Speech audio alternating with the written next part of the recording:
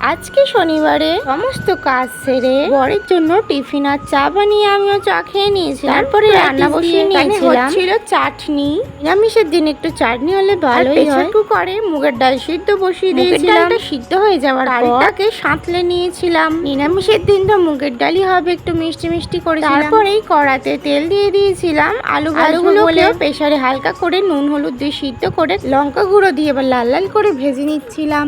আমাদের এই গোল গোল করে লাল লাল করে আলু ভাজা খেতে খুবই রান্না করে বাসন মেজে নিয়েছিলাম, স্নান করে নিয়েছিলাম। শ্বশুর মশাই এনেছিল কুলফি আইসক্রিম আমার মেয়ের জন্য আর আমার জন্য। সেটাকে স্নান করে এসে পুজো দিয়ে আর খাচ্ছিলাম। আইসক্রিমটা কিন্তু ভালোই খেতে ছিল। তারপরেই খেতে বসে পড়েছিলাম, করেছিলাম আর লাস্টে গরম গরম বসার আগে ভেজে নিয়েছিলাম। আর এখানে আমি ভাত খাচ্ছিলাম আর চাটনি দিয়ে পাঁপড় খেতে। তোমরাও এরকম খাও আমার মতো অবশ্যই জানাবে। নিরামিষের দিন এইসবই খুব সুন্দর লাগে। আজকে তোমাদের আমার রান্না কেমন লাগলো অবশ্যই কমেন্ট করে জানিয়ে দেবে। টাটা।